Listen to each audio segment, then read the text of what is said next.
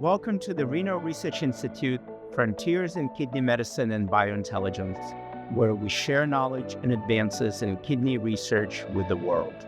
In this episode, I'm very excited to be joined by Dr. Amaka Eneanya, and former Chief Transformation Officer at Emory Healthcare. Amaka is dedicated to advancing healthcare delivery and system-wide improvements with a focus on patient outcomes, community engagement, and team member experiences. Together, we will discuss her pivotal role in changing the GFR equation and the impact of digital influence and social media on medical transformation. Amaka, I'm so excited. Welcome. Thank you so much, Len. It's always good to see you and talk with you. Same here. So, Amaka, I wanted to just start off, and I think I wanted to discuss a little bit about this GFR topic for our audiences, in case some do not know how race actually played a role in the calculation of GFR and some of the work that you've done to change that, and maybe you can describe that first for us. eGFR stands for Estimated Glomerular Filtration Rate. I know that's a mouthful, but essentially it's a statistical equation that's an estimate of glomerular filtration rate, which is the gold standard for measuring kidney function. The gold standard requires infusing usually some exogenous biomarkers and taking a series of blood and or urine measurements to see how well the kidney is excreting that biomarker. And that's how you really measure GFR. So obviously that can't be done in kind of a snap decision-making environment. And so the equation was developed in 1999, basically a regression model to best predict someone's GFR. And at that time of the study, what they did was divide the study population into Black and non-Black individuals, majority white individuals. And they saw some differences when they looked at serum creatinine, which is an endogenous biomarker. And they saw at any given level of glomerular filtration rate, which was measured directly in the study, that Blacks had higher creatinine levels compared to whites in that study. So they saw a discrepancy at the same measured GFR. And so with that being said, when they did this kind of stepwise regression process, they said, you know what? It's actually more accurate if we add race to the model and have two separate equations, one for Black individuals and one for non-Black individuals, because they saw that discrepancy in creatinine levels with Blacks having higher serum creatinine levels. And so what that did was assign Black individuals a higher eGFR, depending on the equation used, 16 to 21% higher eGFR compared to using the non-Black formula. So that's how we arrived at the race-based eGFR equation. And that was used for 2 decades until that changed in 2021. Amaka, first of all, thank you. I think it's actually a really good education because some people may not actually know how race came into that equation. I think many of us have seen, of course, the GFR calculation for African American and non-African American. So it's actually very interesting to hear. And then, of course, I think you're instrumental in changing that mindset and changing the adoption of the kind of this new formula that does not take race into account. So can you maybe talk about some of the elements of that journey, which I know was not an easy journey, but a journey that you've made to change the perception and how the GFR is actually computed in clinical practice across the United States? Well, I'll tell you, Len, it starts with a personal story. In 2019, my father was receiving care for his chronic kidney disease. And at the time, I went with him to his nephrology appointment, and his eGFR was very close to 20, which with our national guidelines really is the cutoff for when you can be placed on a transplant wait list. And at the time, because his nephrologist was using a race-based eGFR equation, she very clearly says that your father doesn't qualify. Now, when I was training in Boston, that wasn't used in that manner. I know it existed, But really, the clinicians, myself included, would use the EGFR that could more quickly, have somebody qualify for the transplant waitlist. So I remember having a little bit of an argument with that nephrologist, and that's really what sparked kind of my passion for changing it, because I was like, well, why? He clearly needs to be on the wait list. The wait time is quite large in this area of the country in the Northeast. So why not just, start the process? What's the harm? And she said, well, we don't want him to get a transplant when he doesn't need it. And so I'll never forget that. And at the time, my colleagues at the University of Pennsylvania were also trained in medical ethics, and we wrote this perspective in JAMA about how this was egregious. It didn't have a basis because you shouldn't have biological differences by race. We know that race is a social construct. And so why are we using this social construct in this biological tool?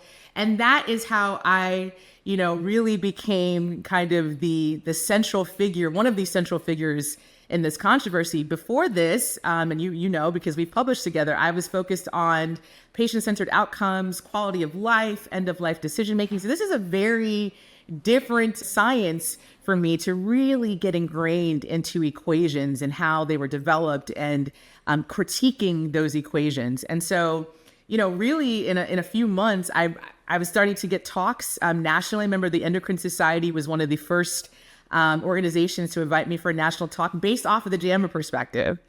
And so that started the journey. And because I had that passion of my father, and he was like, keep going, even though there was a lot of resistance, that was really what kept me in the game, despite it being, like you said, a very difficult process.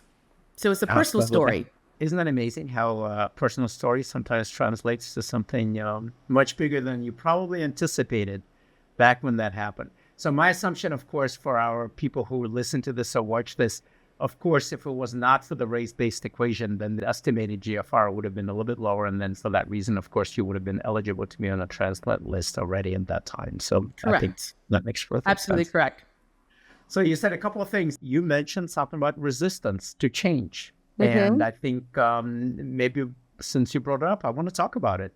Let's talk about resistance to change in the medical community particularly, because I think we probably both agree on this a bit. But tell me what you think. Yeah, so it was fascinating how many people stood up against this change. I think first and foremost, the initial GFR study was published in the Annals of Internal Medicine, so one of the most prestigious journals at that time. And it was methodologically a very rigorous study, right? Like it wasn't equation-wise, if you look just strictly at the statistics, that was a rigorously done study. Now, where the challenge and what I used to my benefit for pushing against this was the flawed assumption of having Black individuals have more muscle mass and then having higher creatinine levels. That was completely flawed, completely made up, absolutely no scientific basis. And so, you can't have a rigorous study with that type of information in the study justifying not only the outcomes, but the use of that clinical algorithm going forward. And so, that was the debate, was that the naysayers were like, this is a very statistically sound study. And we understand that it feels bad, right? That there was a flawed assumption, but nonetheless, it's a really good equation. And that was where the heaviest tension was. And so those individuals that kind of stood in the way of change really used their power for bad. I think you should always use your power for good. And that meant either publishing very easily in top journals, perspective pieces or research pieces that were countering us and the rest of the individuals that were trying to push for change, like countering exactly what we were trying to prove. And they were saying that, you are going to harm Black individuals if you try to remove this variable from this very statistically sound equation. How dare you? You're anti-science. Not really acknowledging that anthropologists and sociologists for decades, 100 years, have been saying that race is a social construct. And so this has no place in this biological algorithm. And so that was really disappointing, because I think that if we had not had this resistance, this wouldn't have taken a year and a half to change. Really, it took much, much longer because of the academic debates, because these individuals were making phone calls to chiefs of nephrology, to chairs of medicine, to heads of the laboratory at different institutions across the country saying, don't make this change. It's bad science what these woke people are touting, don't do it. You're going to harm people. And that just made it so challenging. On the flip side, we had journalists, we had all these other people that are not scientists that are like, this is crazy. How is the medical community allowing this practice to continue? So it was very interesting to see that power dynamic, that ego, and that narrow focus on statistics really drive a lot of the resistance. Even though we do a lot of statistics at Renal Research Institute, I think, as we all know, statistics is not the only thing that matters in these conversations and discussions. So you brought up, of course, something that I want to pick up on, which is journalists and media and social media and other outlets like that, because I think you're obviously successful in convincing the public about making this change. And I think I'd love to hear what made you successful. And I'd love to hear about the media. I'd love to hear about journalists, about social media as well. I think this would be very helpful. Hopefully this inspires many young scientists and researchers to keep going, especially, when you have a fire in you and you're trying to change something for the better. But at the time of this change, I was an assistant professor in year 2 of my K Award, very junior. Not a lot of power, I guess, in the medical community outside of some of the research publications that I had published that were in not very high impact journals. So I was very limited. But what I did have was a savvy for social media. So as a renal fellow at Massachusetts General Hospital and Brigham and Women's Hospital in Boston, I haphazardly saw a social media training. It was a 3-day course. It was free. And I was like, oh, this is cool. Not knowing that those tools were going to be so critical to this change. Because guess what? All of those very powerful individuals who were making the phone calls and kind of doing the bullying, they weren't savvy on social media. So the things that I learned in the social media training were really how to translate your message in an effective way for broader populations. We practiced in small groups. Then they talked about really Twitter. That's really where I got my kind of crash course in Twitter on how to hashtag. At the time, there were limited characters, I think 142 characters at the time. And so how do you craft a message? How do you hashtag things? So if people want to just search quickly for kidney and EGFR or health equity and kidney, my messages were going to be at the top of the list. And so it made it very easy for this to pick up a lot of traction. And I remember the New York Times being that first very large media outlet that reached out to me and said, hey, we want to highlight your research. At the time, all I had was that JAMA perspective. And then I had done a collaboration with my colleagues at Brigham and Women's Hospital looking at some epidemiology of their CKD cohort to see what would happen if you removed the race variable, what would actually change in terms of transplant outcomes, dialysis outcomes, et cetera. And so I had 2 papers. And New York Times, featured my voice because I was doing so much tweeting about this topic. And so once they did that, then all of the other big media outlets started to pick it up. So Consumer Reports, Scientific American, and I had those journalists on speed dial, right? So when we actually started publishing more and more research to say that we needed to change, when it was in press, I would call the journalists and be like, hey, do you want first dibs? This is, I can't give you the paper, but I can tell you what's coming out. Do you want to do a story? And they were happy to pick it up. They're like, yes, first dibs. And so that was very powerful. And then, later on, Shonda Rhimes, her writers from Grey's Anatomy saw some of the work and people were resharing and influencers started to talk about it. And they were highlighting, look at this individual and how she's fighting the medical community. And so they started spreading it amongst their networks. Shonda Rhimes found me and they did a Grey's Anatomy episode, season 18, episode 2 on this, and they still air it. And it was just amazing kind of public dissemination of this topic when really historically, as we've talked about, that usually gets, that usually stays in the academic community and it's not usually disseminated so widely. That's truly fascinating. I think you're able to influence the community differently now than maybe we were 20 or 30 or 40 years ago. So I do think that's very interesting. Let's talk about patients and involving patients. I know obviously you talked about your father and how there was a very personal connection here. But again, I think, as you know, we do a lot of AI work at Renal Research Institute. We do a lot of evidence generation work. And we often try to involve patients into the process.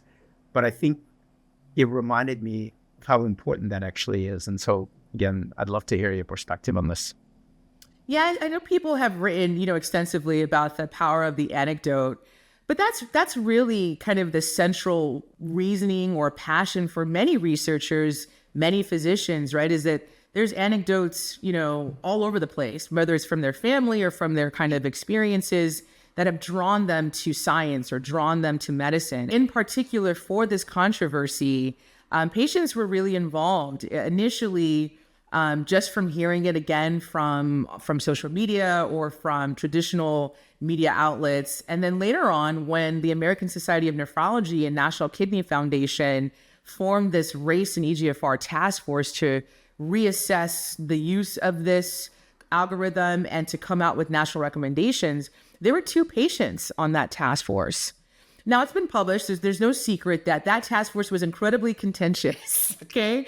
A lot of ego in the room, a lot of very disparate opinions. It was very political. It was a very tough process. And it was nice to have 2 patients to really ask questions like, what does this mean? Or like, what are we doing? You guys are talking about all these high-level statistical things or, ethical things. And it brought the ego down in the room. So I think that was incredibly powerful to move forward to actually have the recommendations to remove race from the equation. And then as the traction continued to kind of pick up, there were petitions that students and trainees were forming that patients would sign. I did an episode of The Doctors where there were 2 patients that were my kind of panelist on the show and talking about their stories. And so they were really invested in this. The National Kidney Foundation and American Society of Nephrology also had these kind of public testimonies where they invited patients to kind of share their perspective on this. I thought that was probably one of the biggest game changers, was to publicly hear, patients' testimonies and how they felt about how this was being used behind their back and betrayed, and just a lot of questions. And that really helped some of the naysayers move along because, first of all, it's not popular anymore, right? Like, they didn't want to be the bad guy. And then just to hear these powerful stories, I think really involving patients from the beginning to the end. And in research, they should really be at the table when you're designing the protocol. Just imagine if we had some patients at that table in 1999 and they're like, Black people are going to be this, and, non-Black people are going to... Wouldn't that have been so special if there were patients that were like, wait a second, that doesn't... How, right? So I think that's something that people are starting to do more, have these patient advisory councils and not loop them in on the back end. Have them in at the table at the beginning of the research protocol or the grant even, to give their perspectives. Yeah, I think you're absolutely right. Involving patients in these panels and the discussions, I think really changes the tone of the conversation. I mean, I know anytime I certainly listen to a panel with patients on them, I think it gives you a very, very different perspective than I think listening to maybe people talk about it a little more abstractly. I think it's very different when it affects me as a patient versus me as a provider of care. I can certainly see this. So I want to just pick up a little bit on, you said the word egos. What were some of the sources of this resistance? Talk about this a little bit more, if you can. Yeah, I wish I could answer that question affirmatively and say it was definitely, someone who maybe felt left out of this movement who was going to make it theirs. There's a theory on that. Or, really maybe someone really felt that going against a statistical equation, no matter the reason, shouldn't be done, right? And so I think there's a lot of this in academic medicine, and I think it needs to change, these kind of God complexes, right? And what I would used to say in the controversy is like, hey, when I was a resident, they upgraded troponin biomarkers like 3 times. Like, I just can't imagine, like, like a clinician being like, wait a second, we don't want more sensitive biomarkers to detect heart attacks earlier, right? So to me, it was the same thing. It's like, we should be updating our science. We should be critiquing old practices as we evolve, in science and technology, and as populations change, right? We need to be doing this to be more accurate. And so the kind of God complex of like, I'm on the editorial board of 5 journals and on the national kind of societies and all of these things. And so what I say goes, that needs to end, like ASAP. I mean, and this to me was a true exemplar of how that can get in the way of progress, and how,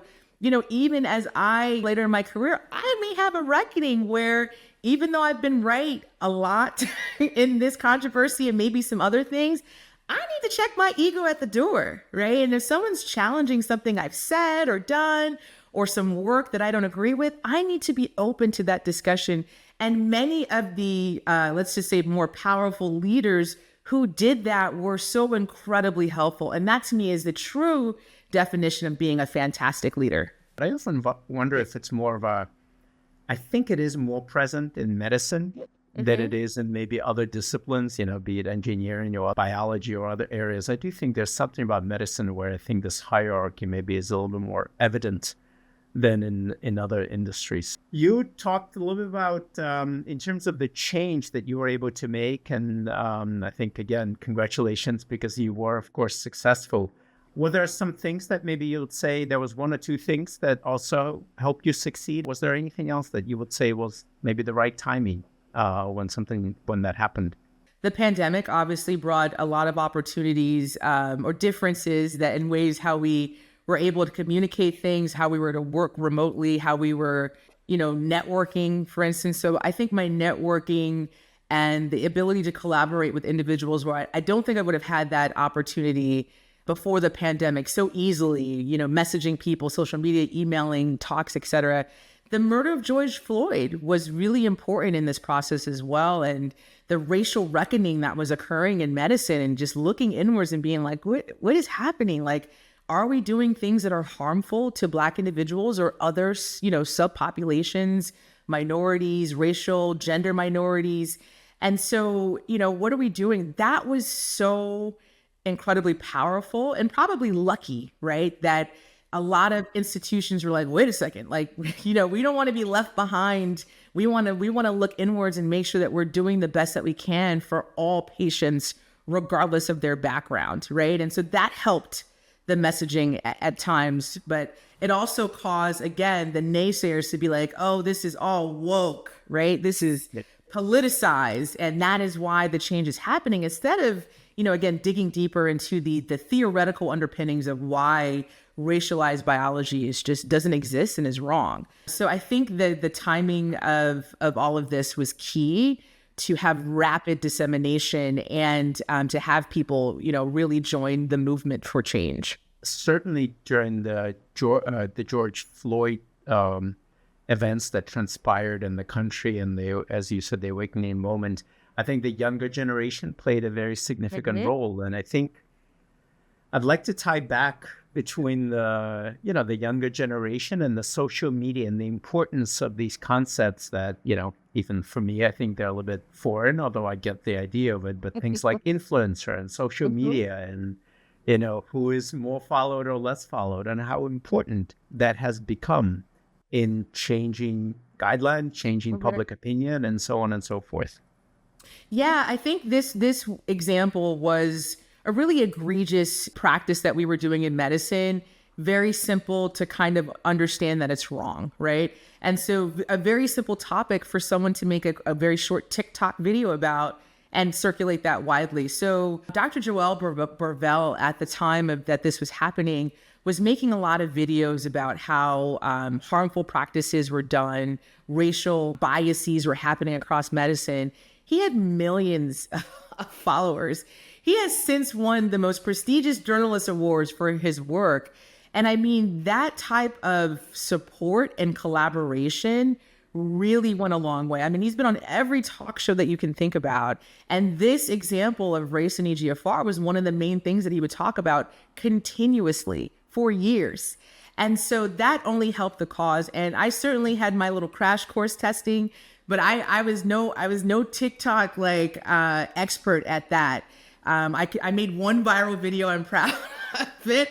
Recently, my niece is like, you only have 3 TikTok videos on your account. And she's right. Like, I didn't make a ton of those, but I had, influencers, and they were all sharing each other's videos. And so I think, moving forward, we need to be forward thinking about how we leverage our younger generations that are more savvy with these platforms and tools, and how we can collaborate to make our scientific messaging more palatable to the masses, right? Like, I think sometimes we get stuck in our conference presentation mode of it's got to be high level. We got to drop all of the right statistical or epidemiological terms to be relevant.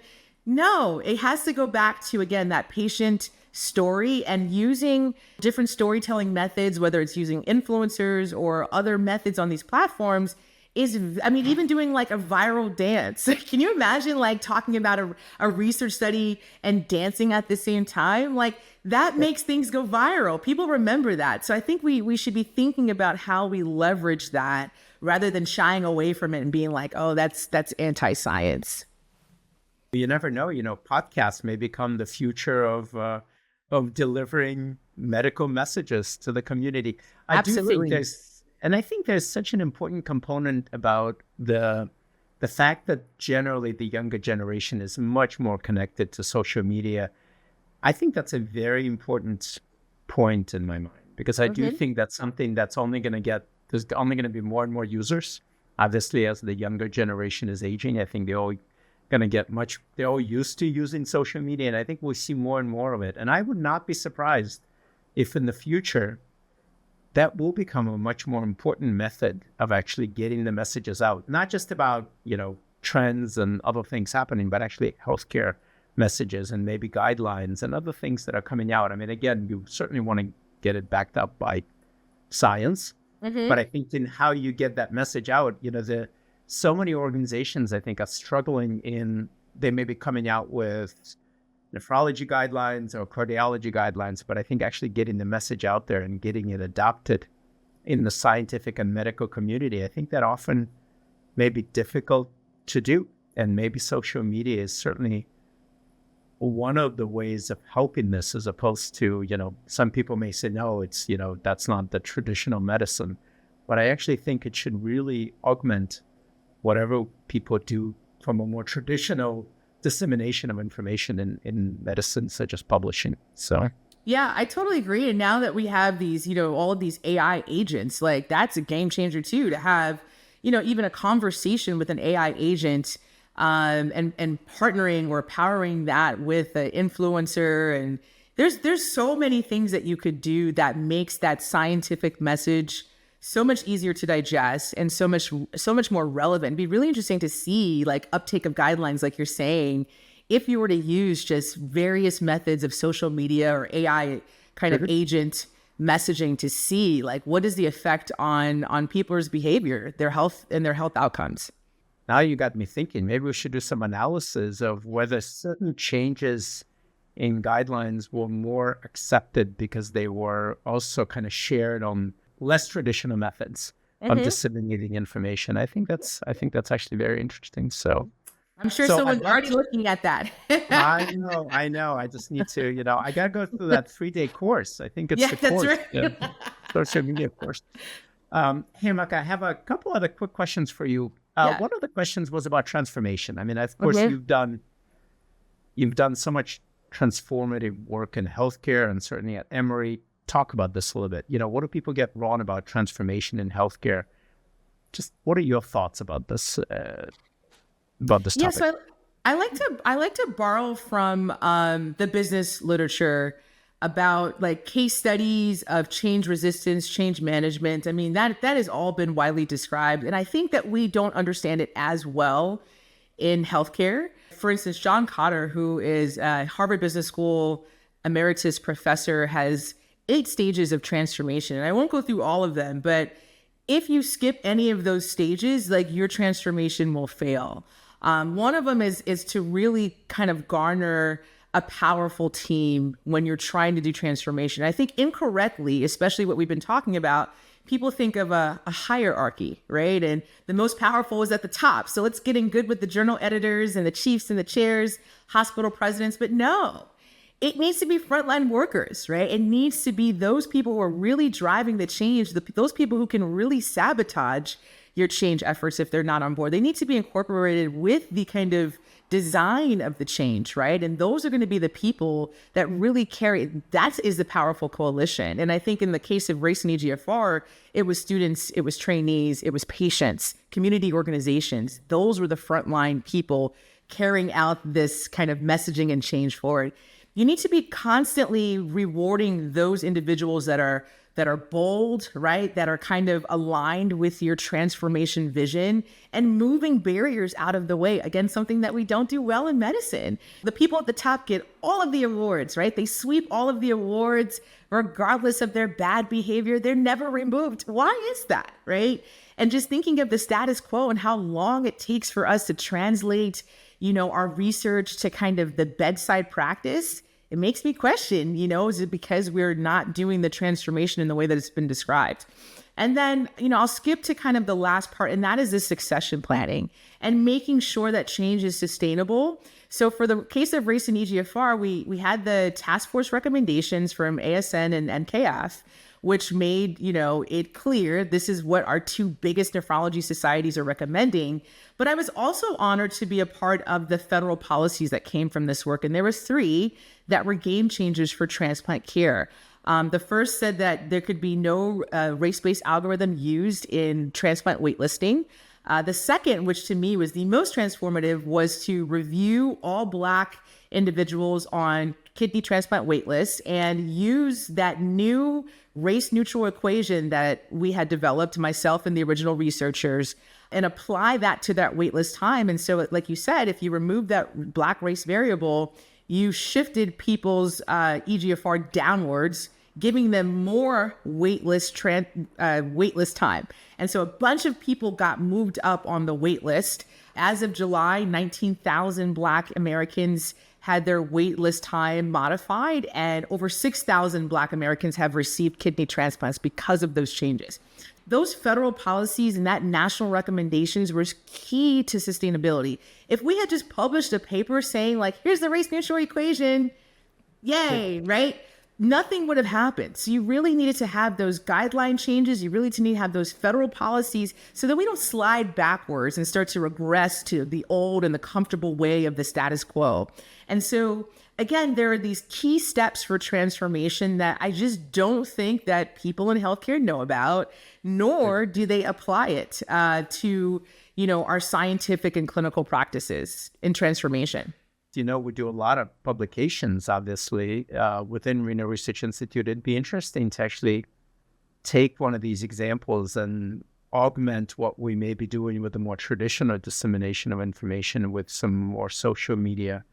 I think that's certainly one. I can also tell you that personally, with the work and some of the AI work that we do at RI, certainly some of the events that have transpired that you've talked about in 2000, we have been very cautious and thoughtful about any kind of discussions about, what variables actually go into the calculation of various predictive algorithms or other things that we do, and that race is not included in these calculations. So I do think these have quite consequential impacts on further down the line, certainly not just the GFR calculation that you spearheaded. So that's absolutely amazing. We don't actually have the final number of racialized algorithms in healthcare. And I think each society, the Doris Duke Foundation is working with CMSS, the Council for Medical Societies, to really have each major society do a deep dive into racialized algorithms in each field. So that work is ongoing. And I think over the next few years, we'll see a lot more come out to say like, hey, we don't need to use this. And so I'm glad that the RRI is doing that same thing. That's awesome. That's amazing. So maybe in conclusion, I know time flies. Amaka, I'd love to hear maybe if there's some key lessons learned from your perspective that you want to share with the audience, and how do we do this better? How do we do it using kind of the modern methods of disseminating information? Yeah, so I always say that, like, I hope everyone gets the opportunity to experience a transformative change in their life as I've experienced. I feel incredibly blessed and lucky. And I really, at that time that I was in this controversy, I didn't know if I should stay in it because, like I said, I was getting a lot of bullying, and it really pulled me away from a lot of my kind of formative research. It was a little scary, like, how is this going to end? But if I thought about kind of like my personal story, not only my father, but like, I studied Black sociology in college. Like, I know race really well, right? And then I understand ancestry. My family's from Nigeria. And then I was trained in epidemiology with my MPH and statistics. Like, who better but me to take this on, right? And so I hope that, the inspiring piece is that if there's something that's personal to you, right, and kind of matches your science, like, keep going, because you are supposed to be taking that on. And I think if we all had that mindset, we could really do transformative work. The other thing I would say is that, I was really inspired by the younger populations, as we talked about. And I think too often we kind of push them to the side and say, like, they don't know, they're too slow. No, there was such a powerful, like I said, coalition to be a part of this movement. And I think doing more with not just medical and maybe scientific trainees, but even like undergraduate and really getting people more involved in this scientific work is awesome for pipelines, but also kind of in just keeping that change going. And so, the lessons learned is that there's still a ton of work to be done, but I was really inspired to be a part of it, to see it from beginning to end, to the federal policies, to see all those lives affected. It just, it makes me emotional sometimes. So I hope that as a field, like you said, we can think outside of the box, think of social media, get on Grey's Anatomy, let's think outside of the box and how we do things, and like really keep pushing for the necessary change that I think we all feel inspired to do. Amaka, thank you. I think I'm going to have to go back and watch that episode of Grey's Anatomy. I don't usually watch it, but I'm going to go ahead and I'm going to do it. So it's a good episode. You should. It sounds terrific. So I think it sounds really great. It's also interesting. You said something about the younger individuals. We just have a technicians actually in one of our dialysis clinics over in Indianapolis who is very interested in data science. And we're trying to find a way to bring him in to do some work with us, because again, not only it's a person who is younger, they also have that on the floor experience of a dialysis clinic. So I think it's really inspiring and wonderful to hear. Well, Amaka, I want to thank you very, very much for joining us today. Thank you for having me. I also want to say thank you to our listeners for joining the Renal Research Institute for this episode of Frontiers in Kidney Medicine and Biointelligence. We invite you to connect with us on our social media channels and stay tuned for future episodes as we continue sharing insights and advancements in kidney research.